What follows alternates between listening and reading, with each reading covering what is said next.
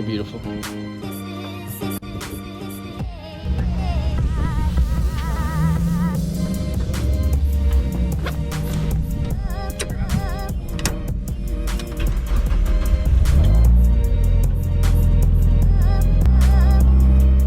So I wanted to make a video detailing my time at MSR Houston's competition driving course.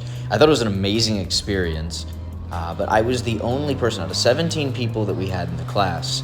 I was the only person who had 0 track time prior to this. And they advertise it as something that you can do, basically as long as you can drive a manual transmission, you can take this course. And that turned out to be pretty much true. I obviously survived the course. There were definitely some close calls. First day, I spun out on my very first lap. Sadly, I didn't get any video of that. That would be awesome. But first day, I was just scared shitless. I was focusing completely on driving the car, trying not to crash into other people. It's definitely an interesting experience, and something I would say that I wasn't completely prepared for. If I had this to do over again, my recommendation to my past self and to anybody else interested in this would be get into sim racing. Now, I don't want to start a war. I think iRacing is probably best for anyone who wants to transition into doing this in real life. But do you? Do the one that you know you're going to actually spend the time learning on. My preference for iRacing is just because I think it does a really good job of having a built-in incentive structure for safe, clean, fast racing. So you'll learn to build the pace while racing 2 inches away from another driver and without causing an incident. Then try to do some sort of track event. I wish I had just a little bit, at least, of track experience prior to showing up for this course. Driver's Edge, Chin Track Days, Porsche Car Club of America, something that will get you in real life on the track, ideally the same track you'll be driving on for the competition course, and just a little bit more comfortable with how exhausting it can be in a race car, or in any car really, if you're pushing the pace all day. All that said, this was an incredible experience because it's overwhelming, because you're drinking from the fire hose, because it's so much scarier than just doing a regular track day. And I've done track days since then. It really is a different animal. So what do we do in this course? First day started with just getting everybody some familiarity. We started by going in the instructor vehicles. I think most of them were Mercedes C300s, something similar. We'd go out to the autocross course that they have on site. And it's a tiny little course. It's probably 15 seconds start to finish. And each person takes a turn. I think they split us into groups of 3 or 4. So we were all in different vehicles. We each had an instructor, and everybody took a turn driving the vehicle in their group. I think you got 3 runs each. Then we went for a ride with the instructor driving in the same vehicle, taking us around the track.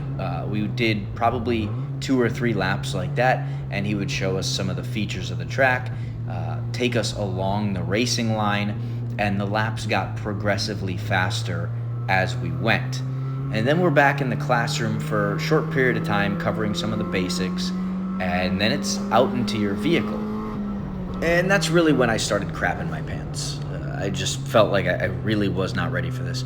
So we went to our vehicles, we did a lead follow drill with the instructor, and I started feeling more comfortable. I think we did 2 or 3 laps like that at a moderate pace, probably 5 or 6 tenths. So I'm not particularly quick, and I felt very comfortable with it, and I was staying with the pack. And it actually gave me a little bit of overconfidence because the instructor went in the pits, which they told us that's the marker for time to go all out and put down some real laps. And they told us the first day you have to use the point by passing that you use at track days and stuff like that when you're not wheel-to-wheel racing. So first day we were using the point by system, so it was basically just a regular track day. And on that first lap, once the instructor had gone in, I was just a little overconfident, and I downshifted poorly, leading up to the keyhole, and I put it in second gear. Normally I would take the keyhole in third gear, but at that point I didn't really have a normally. So I downshifted to second gear, did a bad job rev matching, and locked up the rears right here. But again, that was first day when I didn't have footage because I was focused only on driving the car. So I spun around, and in about 3 seconds, the 3 cars that were following right behind me zoomed past me. And yeah, it was pretty scary, for sure. I stayed on the track, luckily. But I did do a full 180, so I, waited until the cars were passed, and I got back on track and got back to it. I took probably a couple slower laps after that and worked my way back up to comfort in the vehicle. So first day we did a little bit of free lapping. We also did a 3-wide drill where they pair you up with 2 other vehicles that are in the same or similar car class, and you're just driving 3-wide around the track. And each lap, the driver on the left swaps over to the right side, and the driver in the middle moves over to the left, and the driver on the right moves over to the middle, and you do 3 laps like that so that everybody gets an experience driving in the middle. The middle driver sets the pace, the other 2 have to match it and take care of him. And that's a huge confidence booster because it teaches you that there's tons of room on this track. You can be 3-wide literally everywhere on the track, and you can do it at a pretty decent pace. Obviously, you're not going to be as fast as if you have the entire track to make use of, but it's still pretty quick. After that, they paired us off with just 1 partner in a similar car class so that we could practice passing. And so now we're passing everywhere on the track, and they specifically want you passing at turns and in corners because that's where most of the passing is going to take place in a race. And so it's a lot of these comfort and confidence building kinds of exercises. So second day, we did a bit more free lapping. They got rid of the point buy system. So now at this point, it's expected that you are going to be aware of everyone who's in your mirrors and everyone who's in front of you and everyone who's on the sides of you. Wherever anybody's in your vicinity, you're expected to be aware of them and to provide them space. That doesn't mean that you're just going to let somebody pass you, but it means that when you're being defensive, you're doing it with an awareness of the cars around you. You know when it's reasonable to move over and effectively block. Even though blocking is illegal, you are allowed 1 defensive move prior to a corner. So you can do all of that stuff. Granted, if you're in a Spec Miata and you're trying to defend against a 5-0 that's coming up on you in the corner, you're probably going to get the blue flag, maybe the black flag. But that didn't actually happen. So we rounded out day 2 with flag drills. So they would send us out and they'd be throwing different flags. We did a lot of yellow flags, and they want to make sure that you're aware of all the flag stations, the differences between a standing or a waved yellow, a general black flag or a pointed black flag, things like that. And so we went through most of those flags, and I think you'll see here, I think this is the lap where we get the red flag. So this is the beginning of day 3. We didn't make it through all the flag drills on day 2. So they told us go out for some free lapping, and at some point you're gonna get the red flag. Expect it because it didn't pop up yesterday. So yeah, this is where that happened. We get the red flag. So now we've finished all of our flag drills, and we're gonna move on to the practice races.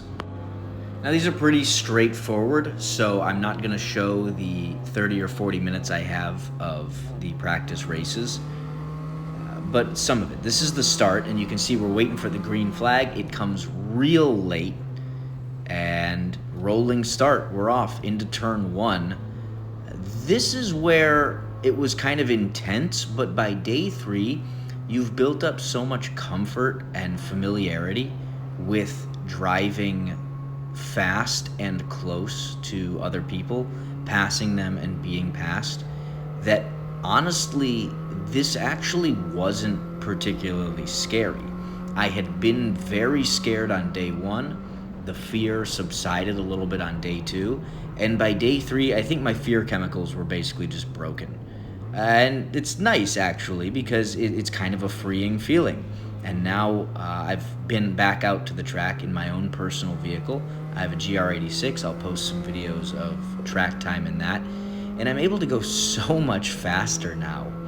I think in part just because I'm a little bit inoculated against the excessive amount of fear. I'm not going to pretend that I don't feel fear.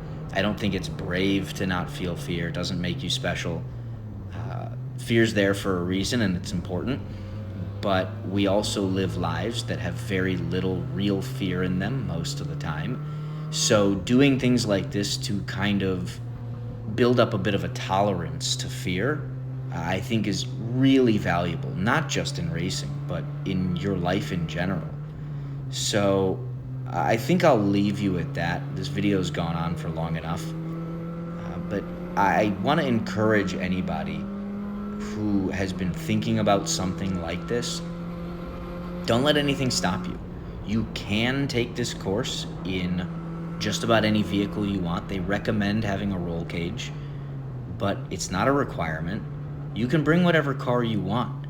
So, granted, it's not exactly a cheap course, but man, am I glad that I did it. I don't think it would be an exaggeration to say that it was life-changing, at least in some ways. Definitely, I think it can affect your outlook a lot. And if you feel like you've been kind of caught in the rat race and the grind, something like this might really change your perspective a great deal. So I hope that if this is something you're interested in, you make whatever moves you need to make it happen, because it's not ever going to just drop in your lap, but you can make it happen. You can basically test the boundaries of your free will and make this something that's part of your life. It's extraordinary. So I'll leave you at that. I wish you all happy and healthy racing. Keep the rubber on the road, and see you next time.